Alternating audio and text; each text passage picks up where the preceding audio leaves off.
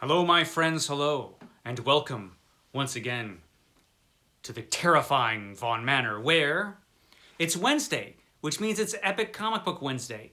Every Wednesday, I'll talk about a certain comic book graphic novel or comic book subject, and usually Steve Donoghue on his channel will talk about the same comic book graphic novel or comic book subject. But not this week, because Steve was sick last week, and so he wasn't able to do a video on The Rocketeer, which I talked about last week. So this week he's talking about The Rocketeer on his channel. And I'm talking about something that he would be too terrified to talk about. I'm talking about EC Comics. Yes, EC Comics. The publishers of Tales from the Crypt and the Vault of Horror and weird science and shock suspense stories and so many others. EC Comics, which existed in the early 50s, published by William Gaines, who inherited the company, and he wrote a lot of the stories along with Al Fieldstein, his partner in crime. Al Fieldstein, who was a writer and an artist for, well, it was educational comics, I believe, originally, and it became entertaining comics. I think that's how it worked. Do you remember Roger? Roger was around buying all of these issues. You know, he might have even inspired a few of these stories, probably. But it was fantastic stuff. And EC Comics has the distinction of being the greatest comic book company that ever existed. There are others who will dispute this. Just remember that when you hear them disputing it, that they're all wrong. That it was actually EC Comics, which was the greatest comic book company ever. And I found out about it when I was a little kid through this gigantic hardcover book. My stepfather, in the 50s, collected EC horror comic books and crime comic books and science fiction comic books. But he didn't hold on to those comic books because, you know, at the time, comic books were kind of disposable. Comic book collecting wasn't an actual hobby yet. There were people who collected them, of course, but by and large, most people read comics, then tossed them out with the old newspapers, you know. Tragic. It's a tragic thing, but that's very often what happened. So he didn't have any of his originals, from what I remember. He might have had a few, but he did have this big hardcover book, Horror Comics of the 1950s. And so this was a big reprint volume that celebrated EC Comics. It has a really nice introduction, kind of a long introduction, 2 introductions actually, and that was nice. And then then it had the stories, all reproduced, quite large. You'd have the cover over there on the left, and then you'd have the terrifying stories. And let me tell you, the stories that were selected for this volume were just the best of EC Comics. There's a Johnny Craig story there. I love Johnny Craig. Brilliant artist, Johnny Craig, who we'll talk about in a minute or two. And it has this story, Foul Play. This could be the most notorious story in EC Comics history. This is a story that Stephen King talked about in Danse Macabre. You don't read this story and ever forget it. Let me just put it that way. We've got a story here illustrated by Frank Frazetta. Frank Frazetta did some comic book work, and he did some for EC Comics. So this is a great book, and I read this when I was a little kid, over and over and over and over again, and I became a huge fan just from this book of EC Comics. So when I got older, whenever I had a chance to pick up some reprints, which wasn't that often actually, but whenever I did, I'd pick them up. And I love EC Comics, so I've got a few to show you because I am going to be doing kind of a series on EC Comics on some of the artists who worked on EC Comics, because a lot of those artists, you don't hear much you don't hear them talked about much anymore, and they were fantastic artists. So nowadays, most of the EC Comics stuff is being reprinted by Dark Horse Comics. In fact, they have this big one. This is Choke Gasp, the best of 75 years of EC Comics. Actually, it was like 5 years of EC Comics. EC Comics existed in the early 50s. And they went out of business because of a book called Seduction of the Innocent, which caused a sensation. And, you know, parents in the 50s were afraid of everything, apparently, including these comic books. They thought these comic books would turn all their kids into juvenile delinquents. Let's face it, most of those kids are going to turn into juvenile delinquents anyway. But, you know, comic books were the thing that got blamed before video games got blamed, or violent movies got blamed, or whatever else parents want to blame their kids' crappy behavior on. At the time, it was comic books. And the comic book companies got so freaked out by this book, and there was like a big government thing. And what they basically did is they took the Comic Code Authority and reimagined the Comic Code and used it basically to put EC Comics out of business, which is another story in itself, because EC Comics was, you know, the best comic book company. That's a long and tragic tale, which we won't talk about today any more than I already have. But Dark Horse is reprinting a lot of this stuff, and this was a hardcover edition that Dark Horse put out, which is fantastic. This is a 500-page, over 500 pages of the best EC comic stories ever. Doesn't have all my favorites in here, but it has most of my favorites in here. And here's that notorious story, Foul Play again. Now, all of these stories in this edition have been recolored. It's good stuff, man. But the reproduction on these is just fantastic. And one of the things I like about this volume, I mean, just gorgeous stuff, is that they do it by artist. So they focus on the different artists, starting with Johnny Craig, my personal favorite artist from EC Comics, although I love them all. But you have chapters on Johnny Craig, Reed Crandall, Jack Davis. Jack Davis was fantastic. George Evans, Al Fieldstein, the guy who's writing most of this stuff.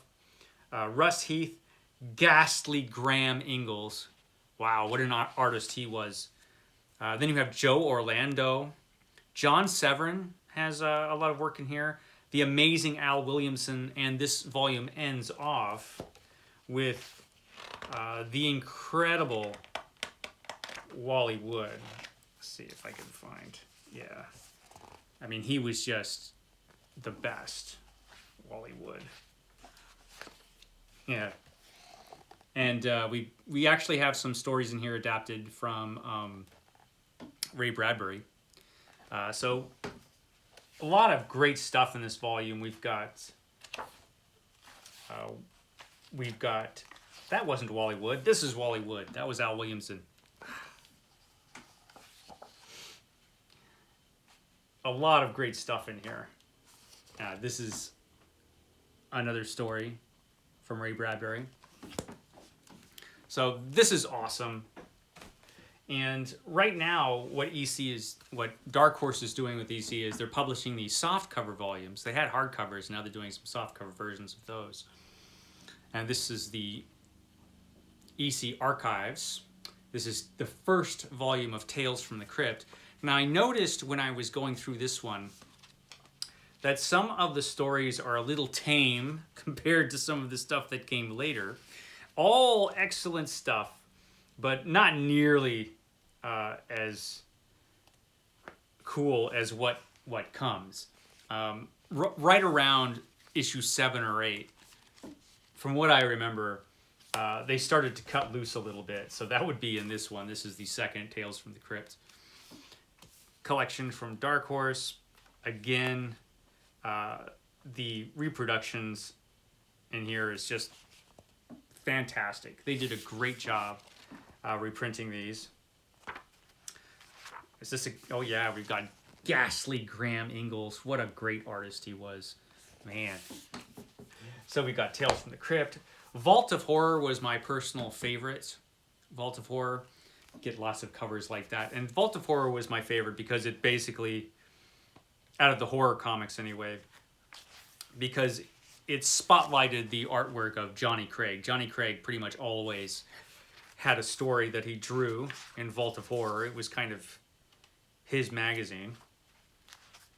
Yeah, great stuff. So got the Vault of Horror, and my personal favorite comic book from EC was actually their science fiction stuff. This is Weird Science. That's a Fieldstein cover there, I believe. Yeah, this has an introduction by George Lucas. George Lucas used to read these when he was a kid. A lot of people did. You know, not just George Lucas and Stephen King, but you had Steven Spielberg read these comics. John Carpenter read these comics. A lot of people read these comic books, and they never forgot them, and it ended up influencing their own work. Because, yeah, you read some of these stories, man, you don't forget them. And I've been kind of picking them up here and there. There have been different reprints, and I'll show you some covers. You know, since you're here, I'll show you some covers. This is one of the later reprint lines. This is from the 90s. And on the back, they advertise this amazing set, the complete EC library, which now probably costs $1 billion to get. It was out of my price range pretty much my whole life. So I picked up these little comic book size reprints. So these are the early issues of Tales from the Crypt. You can tell from the logo. But, you know, lots of zombies are showing up already. And on the back of this one, you've got the Tales from the Crypt television show, which was a really kind of a great show. Which, if you wanted to watch it, I don't even know how you would. How would you watch Tales from the Crypt now if you wanted to watch that show? I don't even know what it's on or if it's being streamed or whatever. Look at that. That's awesome. More Tales from the Crypt. This guy is, you know, he's in a rough spot, this guy. You can tell. Lots of zombies. Lots of the living dead I've noticed on these Tales from the Crypt covers. This one is drawn by Al Stiff Figures Fieldstein. They used to make fun of him because all his figures were stiff. Which they were. More Tales from the Crypt. And this was from an earlier reprint line. This was the Gladstone. And these were kind of cool because they didn't reprint them in order. They tended to jump all over the place when they were reprinting the comics. So in this line, I've got some older, or actually some from the later issues. The only problem is that the artwork isn't reproduced quite as well here as it's reproduced in the other reprint issues. Gladstone could be a little bit muddy when it came to reproducing the artwork, but you know, it's probably closer to how it originally was in the original printings. And another cool thing about these older ones is they reprinted 2 EC comics. Like this one also reprints Crime Suspense in here as well as Tales from the Crypt. That's just an amazing cover. Look at that. Awesome stuff. And, you know, man. She's in a bit of trouble, this one. Now we're getting to some Vault of Horror. There's that Vault of Horror cover again. Lots of hands bursting out of graves and out of the ground in these old comic books. Somebody else leaving their grave, you know. Happens a lot. And I love this cover, this werewolf cover. Good Lord, what's happening to my hands? They're changing. They look like an animal's. Lots of werewolves and vampires made their appearance in the Vault of Horror and Tales from the Crypt. There's a Johnny Craig cover. More zombies. Lots of zombies in here. More zombies. You know, zombies, they would sell a comic, I guess. Vampire. He's staking a vampire in this Vault of Horror issue. And this was a particularly good one. This is another one of the old Gladstone reprints from the early 90s. That is creepy. And here we have a horrific blob monster. Horrific blobs were, you know, very dangerous things that you could come across in the 1950s. And this has a Graham Ingalls, a ghastly Graham Ingalls cover for this Vault of Horror. More zombies, very often menacing the beautiful women, the zombies would. More hands bursting out of the ground. More hands bursting out of the ground. And this is a different reprint line that came out after the Gladstone ones. And this one was pretty cool. It was the print on this, the print quality is better, I think, than, compared to the Gladstone ones. Look at that. That's awesome. These comics are amazing. This is a great one. Such a great cover. Man. Classics. And then we've got Haunt of Fear. Haunt of Fear was their third horror title, and it became the showcase for ghastly Graham Ingalls, although Johnny Craig did this cover. These are some of the earlier ones. Craig did a lot of covers. They've got another, either a vampire or a zombie, probably a vampire. But this is definitely a zombie bursting out of the ground there. The Living Dead, man, they were everywhere. Look at this handsome fella. He's got style, this one.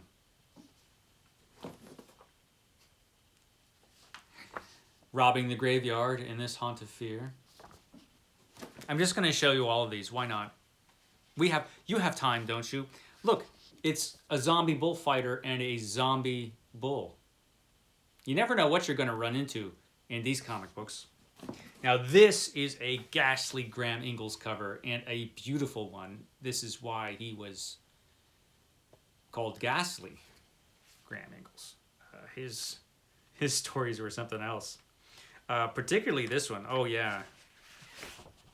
This was one of his greatest stories, Ghastly Graham Ingalls. Amazing stuff. Amazing stuff.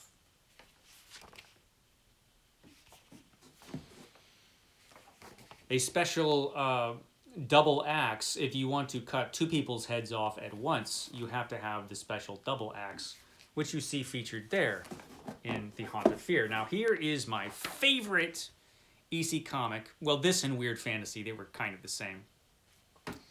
There's a Fieldstein cover, it looks like. Got to be, right? Looks like it. Weird Science. And I love this because it's all pulpy science fiction goodness. And these stories, and a lot of the early stories, a lot of Fieldstein stuff in here. This one is the destruction of the earth.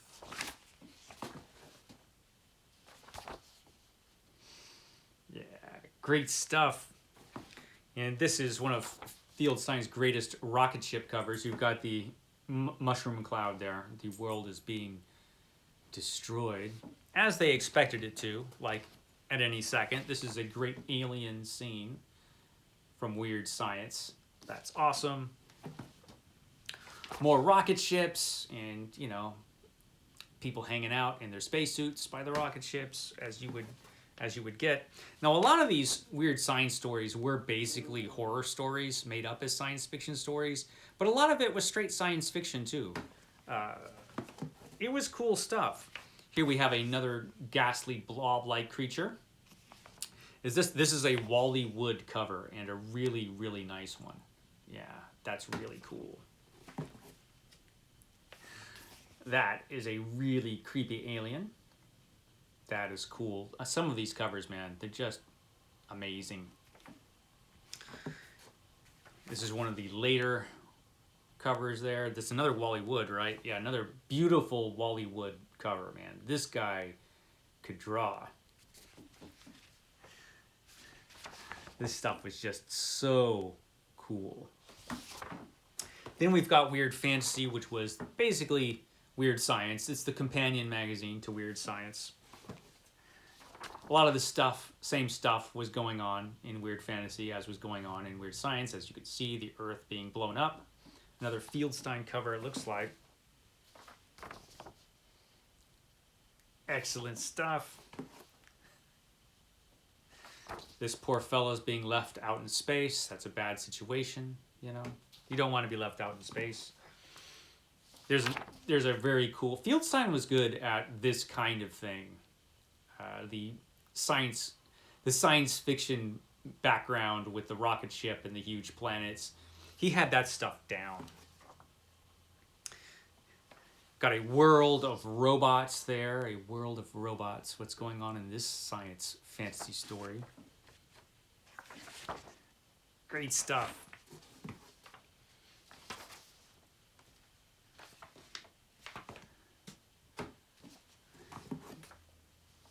More aliens. Really cool looking aliens in all of these. And this looks like another wood cover. Look at that. Look at that. That is amazing. Now, this is Weird Science Fantasy. Eventually, they combined Weird Science and Weird Fantasy into one comic book called Weird Science Fantasy, which, you know, makes sense. And so that lasted a little longer. This is Al Williamson right there, did this cover. Great stuff. Got two of those for some reason. This is their notorious flying saucer report where EC Comics claims that the government is lying to you about flying saucers. And they have all of these true-to-life instances of actual flying saucer appearances. It was all nonsense, but it was fun. It's fun nonsense.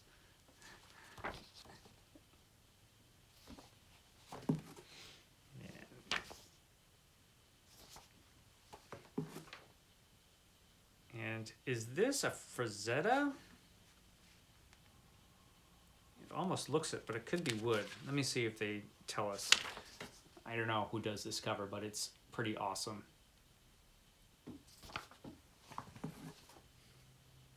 And a Jack Davis cover. We don't get many of those on these, but there's one. Another Jack Davis cover. And then we have the crime stuff. And it's the crime stuff that probably scared the pants out of parents more than anything else. These crime comic books, man. Startling tales of tension, the crime stuff. This guy's getting walled in. Man, not his best day. Look at that. Awesome.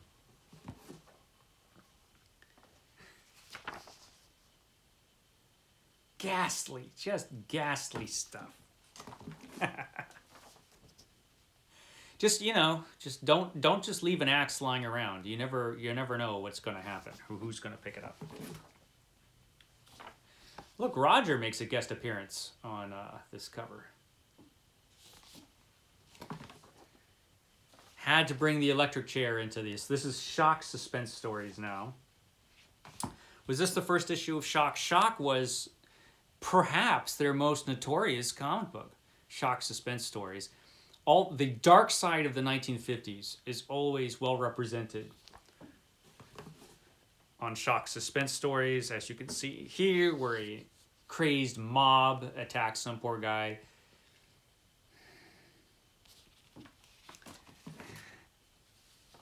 And of course, we have the guy in the trap in the animal trap, and of course he's about to be eaten. Shocking suspense stuff. Jolting tales of tension.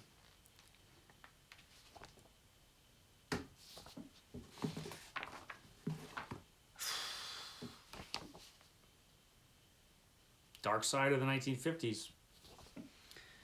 As you could really see here in this Wally Wood cover there.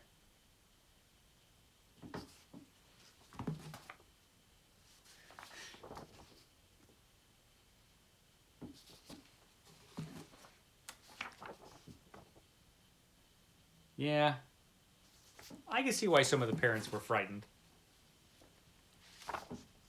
The shock suspense stories, man. Probably more horrific stories you could find in this comic, the shock suspense stuff. There was darker stuff in here than in a lot of the other straight horror comics, actually. And then you had one of my very personal favorites, which was Two-Fisted Tales. This is He-Man Adventure. He-Man Adventure, which is probably why I like it so much, because it's He-Man Adventure. And these Two-Fisted Tales had war stories, had westerns, just basically action-y stuff. Great comic. I'm going to have to get the reprint for this when it pops up. I have a lot of these, the earlier issues anyway. I mean, just awesome stuff. Some of the best war stories you could find were in some of these old Two-Fisted stories, Two-Fisted Tales. Then you've got the new Two-Fisted Tales.